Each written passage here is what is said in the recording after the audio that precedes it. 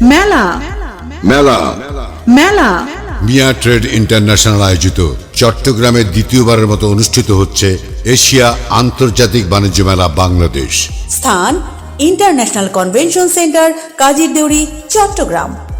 মেলা চলবে প্রতিদিন সকাল 10টা থেকে রাত 10টা পর্যন্ত, 15ই সেপ্টেম্বর থেকে 2রা অক্টোবর পর্যন্ত। মেলায় Bangladesh, Pakistan, India, China, Thailand ও ইরানের স্বনামধন্য প্রতিষ্ঠান ও উদ্যোক্তাদের স্টল রয়েছে।